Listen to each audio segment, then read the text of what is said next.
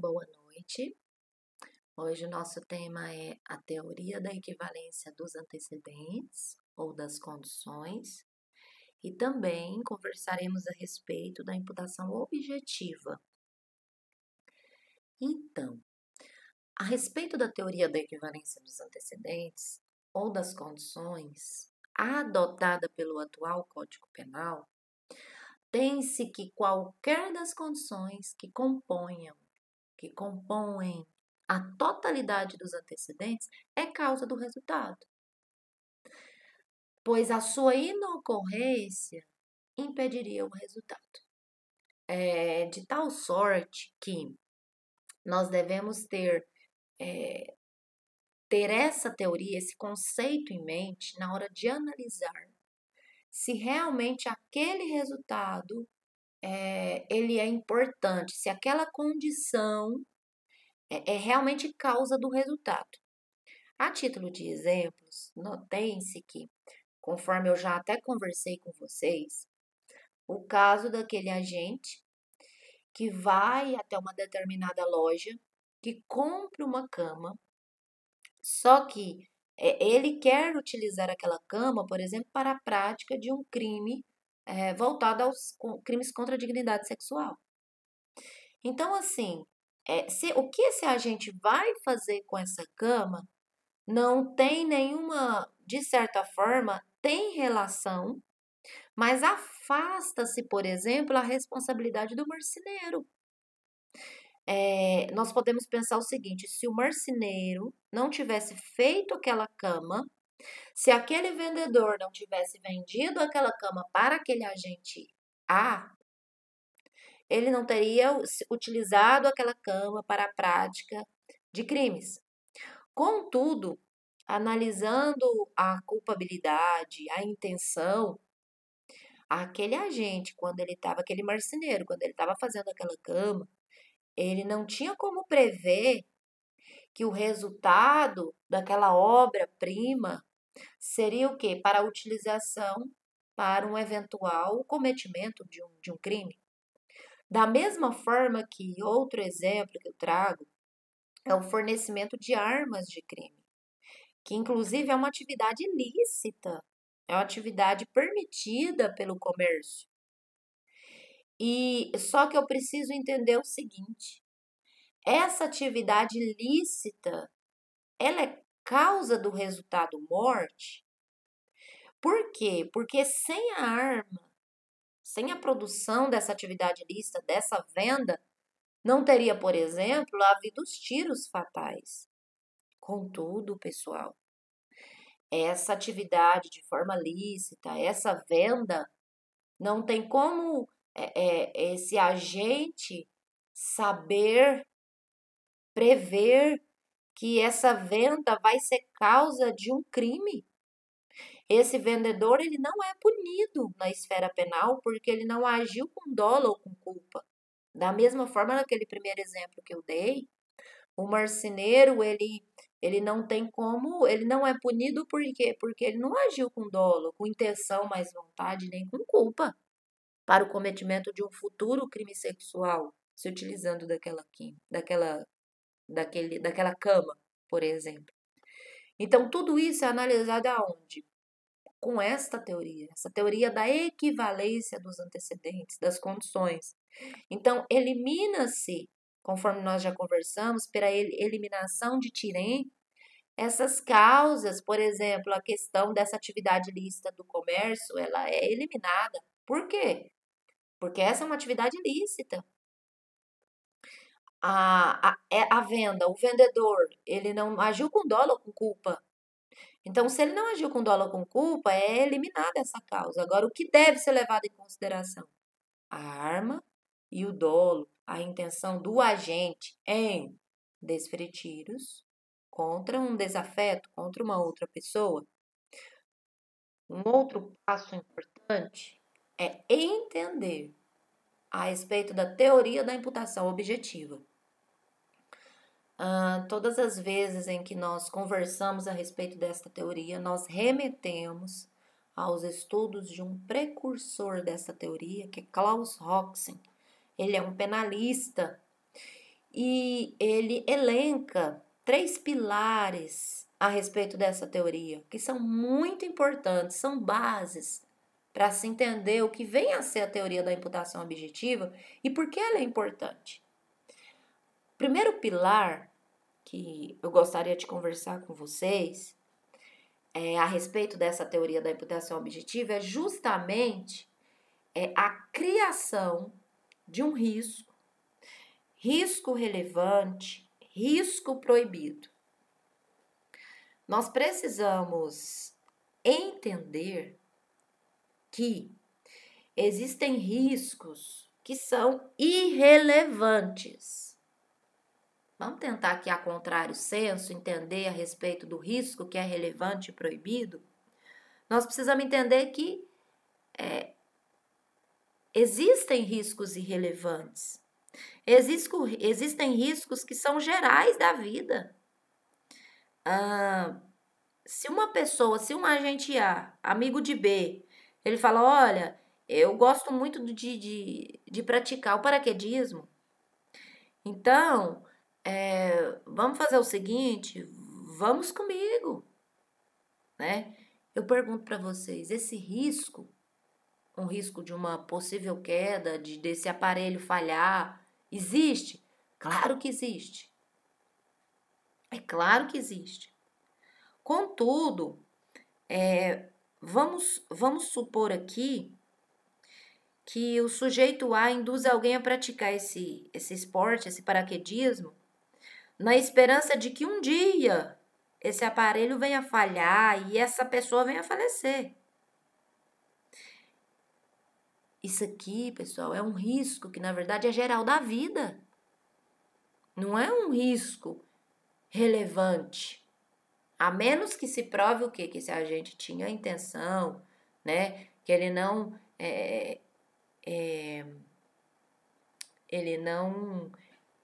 observou as regras que precisavam ser observadas na prática do paraquedismo, justamente com essa intenção de que ele caísse, de que ele se machucasse, tá?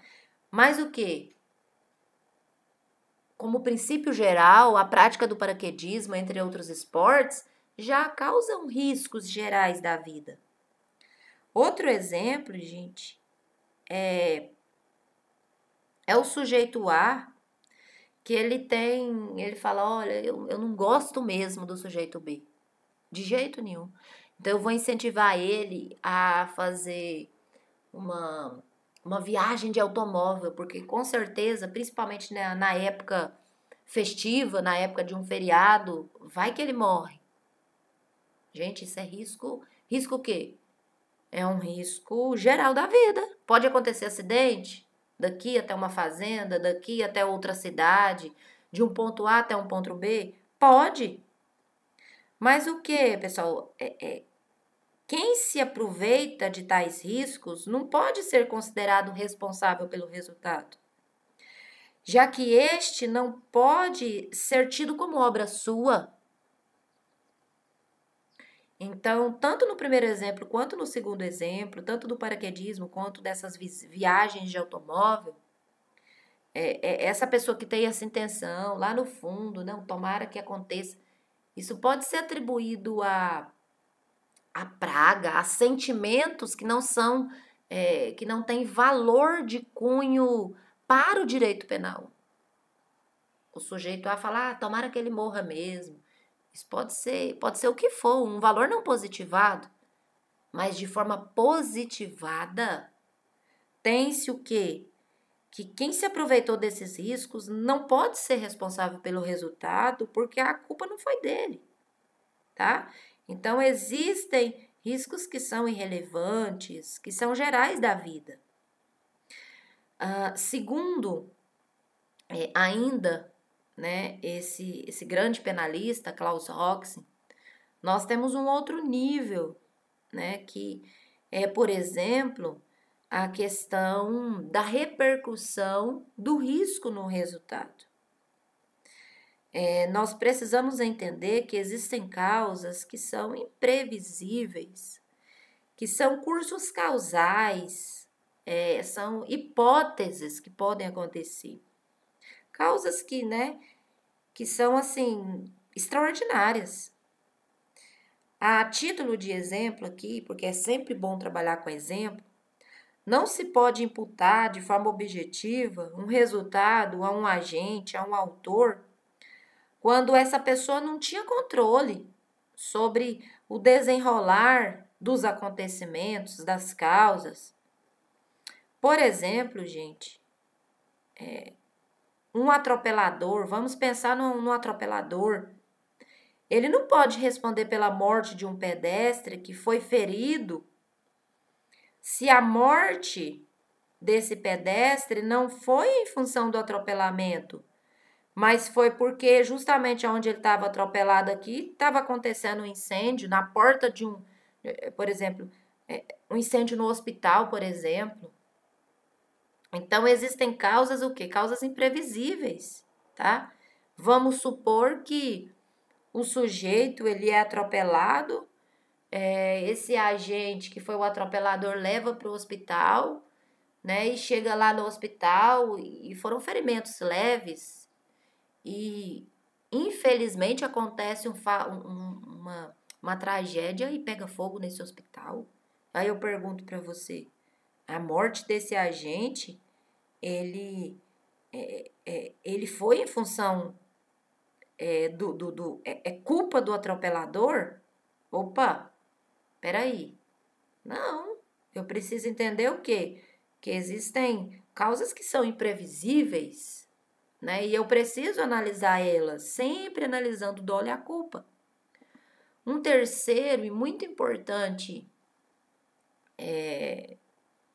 um terceiro exame que eu preciso explicar e conversar com vocês é a questão da exigência de que o resultado esteja dentro do alcance do tipo. E que tipo que eu tô falando aqui, gente? Do tipo penal. Nós precisamos primeiro evidenciar, constatar a questão do alcance do tipo penal, a fim o quê? De proteção, tá? Então, existe uma questão importante que eu vou conversar também daqui a pouco, mas eu já gostaria de trabalhar com vocês, que é aquela questão da autocolocação dolosa de alguém em perigo. Vamos supor, gente, que alguém realiza algum contato sexual de forma desprotegida, sem utilização de um preservativo, sem nenhum tipo de cuidado com outra pessoa. Só que essa pessoa A, ela sabia que o parceiro era portador do vírus HIV, e mesmo assim ela falou, olha, não tô nem aí, o que eu quero é a prática, esse desejo desenfreado de saciar, né, esses desejos carnais. E aí eu falo para você, se porventura há aí uma relação sexual, esse contato com esse portador desse vírus, uma coisa é claro, de acordo com a teoria da imputação objetiva, o afastamento da responsabilidade do parceiro decorrente do contágio venéreo. Por quê? Teve porque essa pessoa quis, ela mesma se colocou de forma dolosa, ela quis se colocar o quê? Em perigo. Então, esse parceiro que ele vai ser responsabilizado? Não, de forma alguma. Por quê? Porque ela sabia, mesmo assim, ela quis essa outra pessoa. Outro defensor é o Günther Jacobs. Precisamos entender, quando conversamos a respeito da teoria da imputação objetiva, que essa imputação, enquanto norma, nada mais é do que uma tarefa de determinar quando que alguém deve ser responsabilizado pelos seus atos. Sempre é bom trabalhar com exemplos. De acordo com a teoria da imputação objetiva, se o sobrinho envia o tio no dia da tempestade ao bosque, vai tio, vai lá no bosque. Mas o desejo dele é que o tio, é que caia um raio, que atinja, por quê? Para ele ficar com essa herança do tio. Opa, sua conduta não seria considerada a causa do resultado. essa intenção, esse desejo que o raio caia. Porque tem como prever a queda desse raio? Não. Então, conforme a teoria, conforme a imputação objetiva, nós precisamos analisar o fato de que o que realizou, gente, essa pessoa ir ao bosque é lícito, é tolerável. Esse tio foi ao bosque porque ele quis. E não existe aqui o quê? Uma norma que proíbe alguém de incentivar o outro a ir, por exemplo, num dia de uma tempestade do lado de fora de casa, porque há o perigo da queda de um raio. Existe algum no tipo penal? Existe. Então, o que houve nessa floresta, o que houve nesse bosque, não pode ser objetivamente imputado. Vamos supor que realmente caia um raio. Não pode ser imputado a esse sobrinho. Por quê? Porque nós estamos analisando o quê? A teoria da imputação objetiva. Com relação à teoria da equivalência dos antecedentes, vamos analisar por esse prisma, com relação à ida desse tio ao bosque, a gente precisa considerar que a simples conduta de falar, de incitar, de motivar alguém para ir a qualquer lugar, desejando que essa pessoa morra, vitimada por um raio, né? Ou por outros fatores da natureza, não passa de um querer passivo, inapto a quê? A configuração do dolo, que é a intenção mais à vontade. O sobrinho, pessoal, nesse caso aqui, ele não controla a queda do raio, ele não controla o fato, ele não tem domínio da natureza, tá? Então não tem como ele ser o quê? Responsabilizado. Outro exemplo é o exemplo de A que está em alta velocidade no veículo automotor em zona habitada. Ele perde o controle, sobe em cima de uma calçada, atropela um pedestre que estava caminhando de forma tranquila no local permitido. Essa pessoa o quê? Eu preciso entender, ela deve responder por homicídio. Porque essa pessoa o quê? Gerou um perigo intolerável. Não permitido. A conduta de A, ela o quê? Eu preciso analisar o quê? Peraí, ele estava em alta velocidade. Então, ele responde pelo resultado. Princípios. Princípios são muito importantes para que possamos entender. Um princípio, inclusive traduzido por Günther Jacobs, esse princípio é muito importante, é o princípio do risco permitido. Existem algumas normas que autorizam comportamentos perigosos, como é o caso das práticas desportivas que são autorizadas, né? Como é o caso de um passeio de automóvel com amigos, ou o ato de levar alguém a uma caminhada por uma montanha. Esse princípio, o quê? Princípio do risco permitido.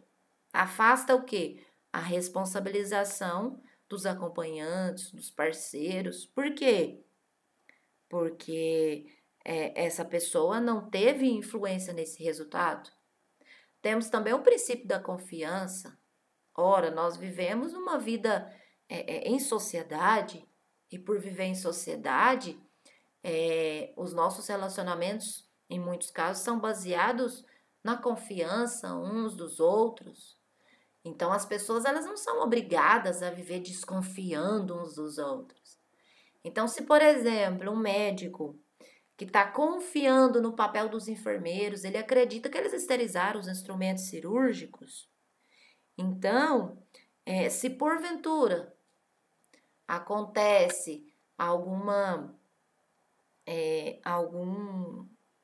durante a cirurgia, acontece algum imprevisto ali em função desses instrumentos que não estavam esterilizados de forma concreta, tá? A responsabilidade não é do médico. Por quê? Porque quando ele chegou na mesa de cirurgia para fazer a cirurgia, estava tudo esterilizado, tá? E quem que vai basear isso aqui? Como é que vai basear essas provas? Através de perícias. Outro princípio importante é o princípio da proibição do regresso. Um comportamento permitido, um comportamento lícito, não permite que se imputem de forma objetiva quem praticou atos subsequentes a terceiros. A título de exemplo, um taxista, ele vive fazendo corridas e levando uma pessoa de um ponto 1 a pessoa B até um ponto 2, por exemplo, da cidade. Então, assim, existe a possibilidade de acontecer nos sinaleiros, ou de acontecer, enfim, um furto, por exemplo, ou um roubo, existe. Na hora que ele está ali trafegando pela cidade, pode ser que isso aconteça? Pode ser que isso aconteça. Mas, assim, o comportamento desse taxista é um comportamento lícito? É. Mas se acontecer, por exemplo, um roubo, essa imputação, ela não é do taxista. Por quê? Porque o comportamento dele é lícito, ele estava fazendo o quê? Ele estava fazendo o trajeto, ele estava fazendo o papel social, ele estava fazendo o trabalho dele, corriqueiro, o ganha-pão dele. Então, pelo princípio da proibição do regresso, o taxista, ele não é responsabilizado. Outro princípio importante é o princípio da capacidade ou competência da vítima, que é o exemplo que eu já citei para vocês.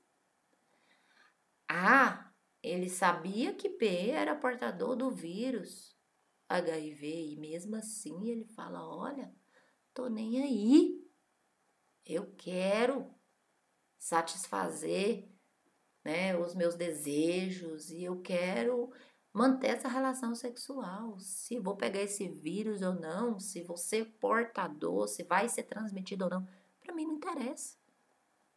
Então, pelo princípio da capacidade, da competência da vítima, pela teoria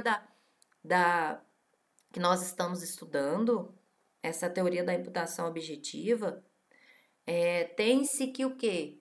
Tem-se que as pessoas elas possuem o quê? Liberdade de escolhas, né?